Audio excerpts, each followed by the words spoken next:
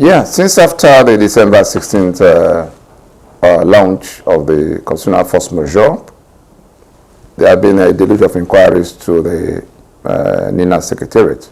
And we come to you today with some explanation on some of the things that have been misunderstood. Even some are distorted deliberately by those who do not want others to understand what it is.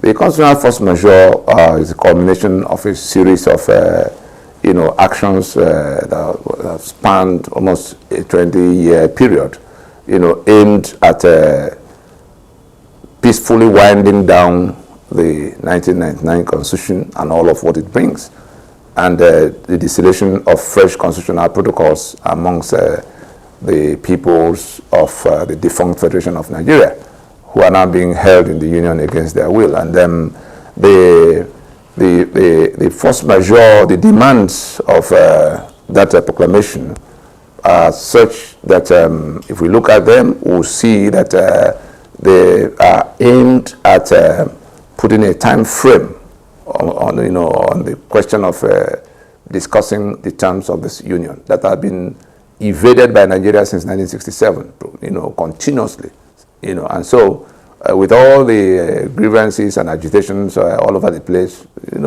bringing concern to the global community about what might happen, because even the UN had to send a rapporteur to come to Nigeria in 2019 to find out why blood was flowing all over the place. And they came up with the conclusion that the constitutional arrangement of Nigeria was like a pressure cooker for injustice, and that Nigeria has become a threat to global peace.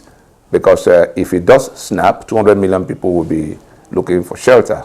And also, that the global terror networks are likely to converge here. They're already here. ISIS is already here. We see Al-Qaeda also coming to join them. And so in all of this, what are we doing? What are the options open to us at this time?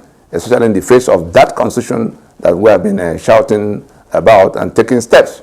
Those steps, as we saw in a previous presentation, the 16 box milestone, the timelines and the milestones on the project of intervention. What is it that we set out to do? And we took it all the way from when the 1999 Constitution came first, to when it became PRONACO, the meeting of the nationalities, to when all the other steps that were included in 2007, we went to court to say we didn't make that constitution. And then the MNN Alliance, in which organizations were talking to their people, to 2018, when the peoples of the various nationalities came together in the Freedom Pact Proclamation. The Constitutional Force Majeure was simply the implementation phase for that Freedom Pact Proclamation, in which the peoples of the South and Middle Belt said they would not go to any further elections under the 1999 Constitution. Now, in those 5 demands of that proclamation of December 16th, which effectively buried, terminated the life of the 1999 Constitution, we wanted the federal government, we gave a 90-day period within which the federal government had to meet certain demands so that there could be a common table of discussion under a roof. Of course, we knew they might not come, but we took the extra trouble of having to go to advertise the entire proclamation in Guardian newspaper of January the 20th. Anybody in Nigeria who hasn't read that proclamation should please go search for it and read it, especially the operative part that has those demands.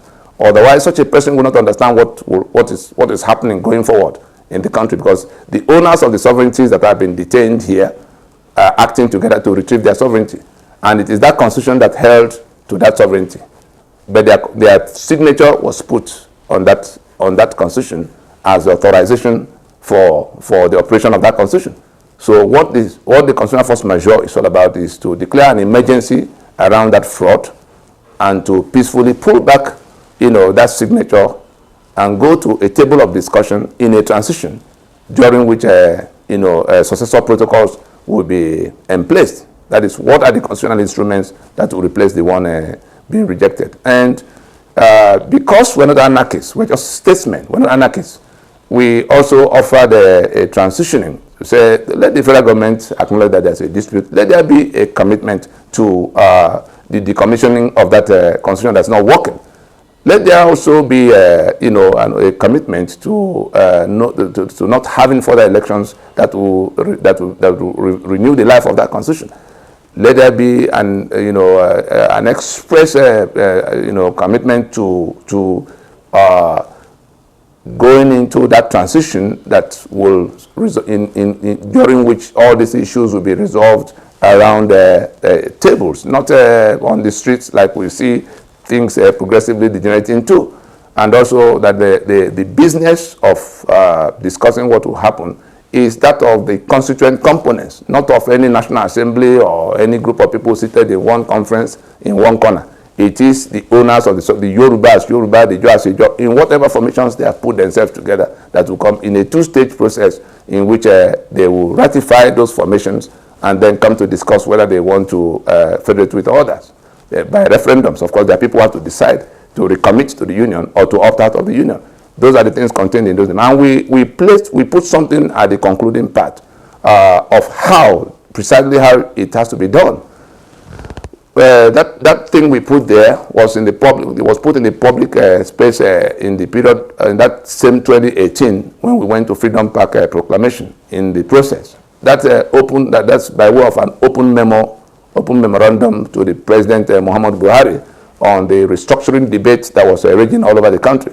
So that it was done on the 16th of November in 2018, and it contains step by step exactly what restructuring or reconstruction, all of what people are demanding. We put a meaning to it, definite meaning. We put a definite process, step by step, from beginning to the end of how it can be undertaken. So it's not the kind of thing you sit in Abuja and be scratching your head as if we're making a strange suggestion of how the union could be reworked to the satisfaction of all of those who are now fed up.